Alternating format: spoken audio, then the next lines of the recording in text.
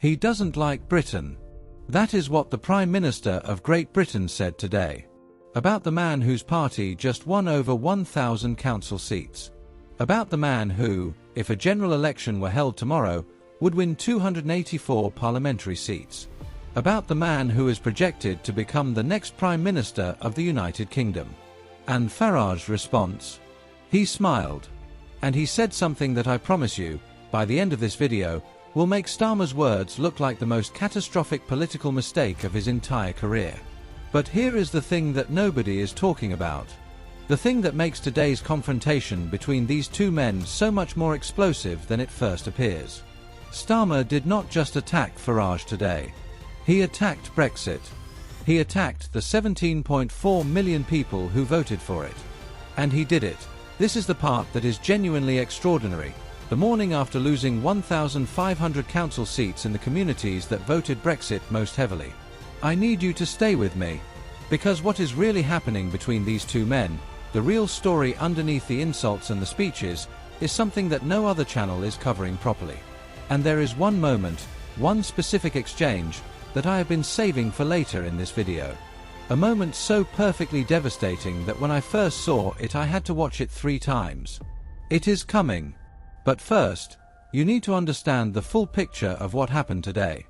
This morning, fighting for his political life, with 56 of his own MPs calling for him to resign, Keir Starmer stood up and gave what his team billed as a make-or-break speech. And here is what he chose to talk about. Of all the things he could have said, of all the policies he could have announced, of all the directions he could have taken, he chose to attack Nigel Farage. He said, and I want you to hear these exact words, that Farage and reform are defined by breaking our relationship with Europe. He said Farage doesn't like Britain. He said Farage doesn't believe in Britain. He said Farage wants you to doubt it as much as he does. He accused Farage of running a politics of grievance, of stirring division, of wanting Britain to fail. Now, on the surface, those are strong words. Passionate words. The kind of words that get applause in a room full of Labour supporters. But here is the problem. The catastrophic, almost unbelievable problem that his own advisors must have been screaming about. Keir Starmer just lost 1,500 council seats. In one night. In communities across northern England, in Wales, in the Midlands. Communities that voted Leave in 2016. Communities that voted for Brexit. Communities that, when Starmer attacked Brexit today, felt that attack personally. Because attacking Farage as the man who broke Britain's relationship with Europe is not just attacking Farage.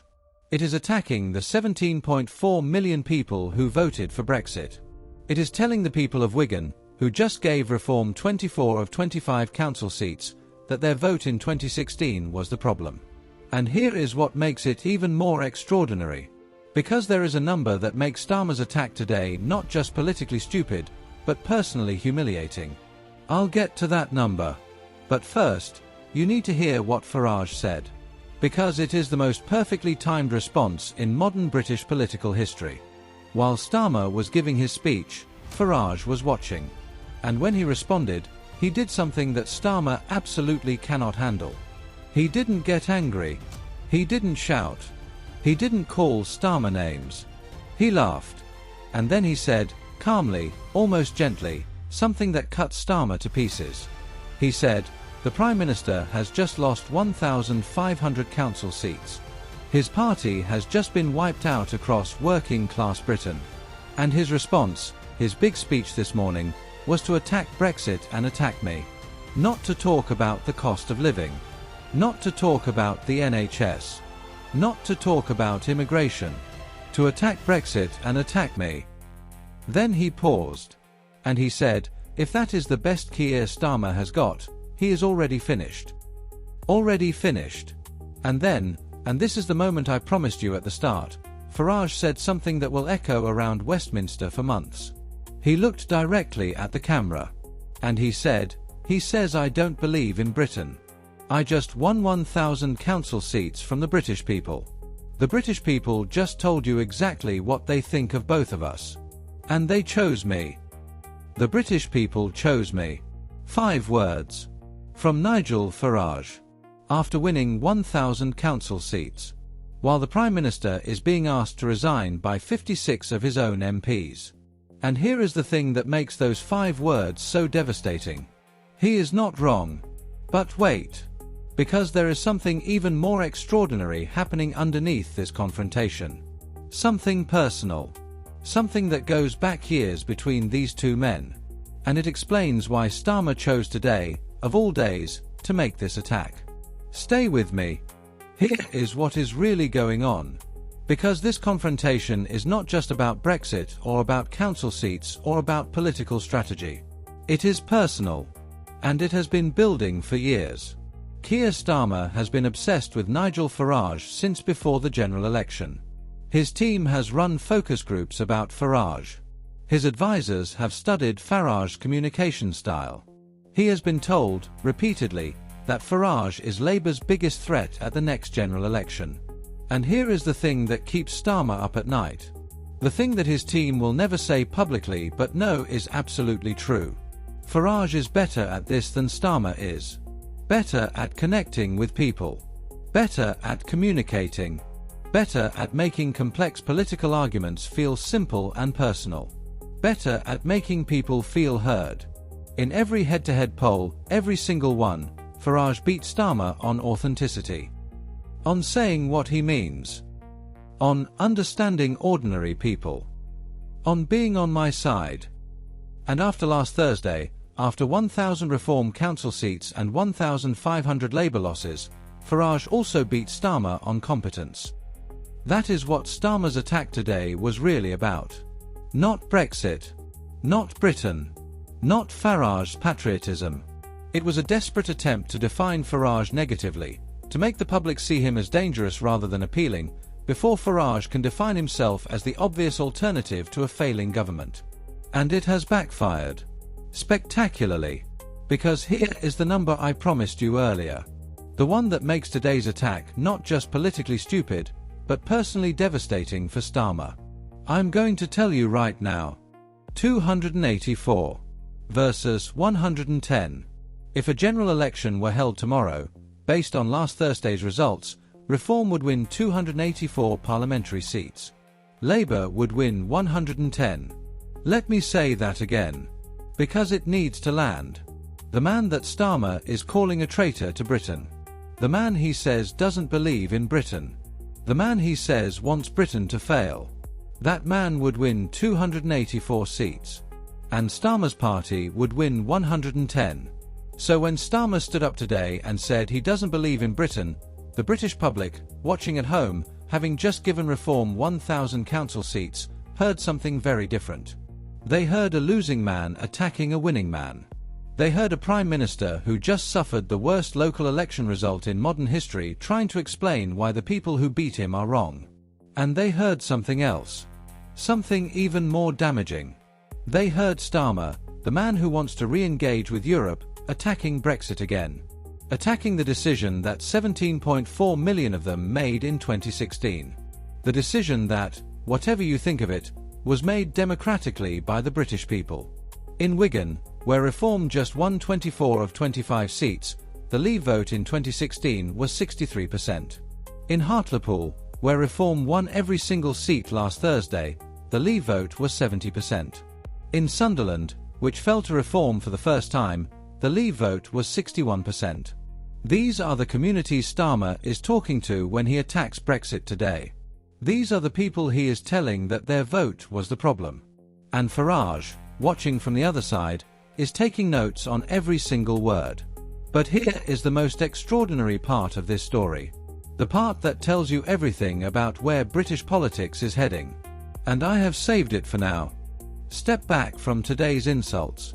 Step back from he doesn't believe in Britain and already finished and all the noise. And look at the bigger picture. Because what is happening between Starmer and Farage right now is not just a political argument. It is a fight for the soul of British politics. And one of them is winning it decisively. 3 years ago, Reform had no MPs, no council seats, and no serious prospect of power. 2 years ago, Farage stood in 5 elections and lost all 5. 1 year ago, Reform had 3 council seats. Last Thursday, Reform won 1,000 council seats and is projected to win 284 parliamentary seats in a general election. And this morning, the Prime Minister of Great Britain devoted his make-or-break survival speech to attacking him. That trajectory, that arc, is the most remarkable in modern British political history. And it is not over, because the general election is in 2029. 3 years away. And if Reform continues on this path, if Farage continues to build local government infrastructure, candidate pipelines, and campaign machinery, the 284-seat projection of today could be even higher by then. Starmer knows this. That is why he attacked today. That is why his team is obsessed with Farage. That is why, even as 56 of his own MPs call for him to resign, his instinct was to go after the man he sees as Labour's existential threat. But here is the brutal truth that Starmer's team will not say out loud. Attacking Farage does not stop Farage. It makes Farage more powerful. Every time a Prime Minister attacks you, you look more important. Every time the establishment goes after you, your supporters feel more validated.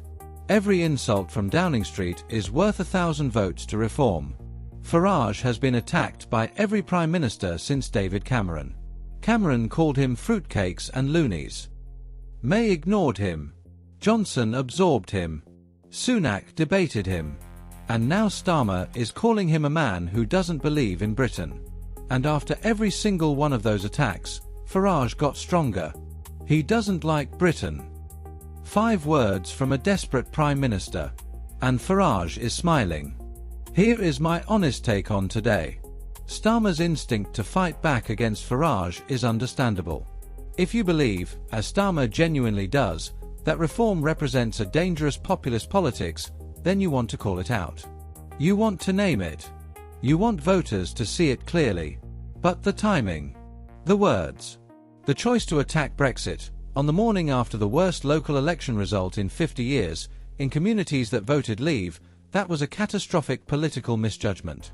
Because here is the question every voter in Wigan, in Hartlepool, in Sunderland is asking today. If Starmer thinks Brexit, our Brexit, the one we voted for, is the problem. If he thinks Farage, the man we just voted for in huge numbers, doesn't believe in Britain, what does he think of us? That is the question his speech today raised. And it is one he cannot answer without making things worse. Farage, meanwhile, is smiling. Now, I want to hear from you. Do you think Starmer's attack on Farage today helped him or hurt him? Drop it in the comments, helped or hurt. Let's see what this community thinks. Subscribe.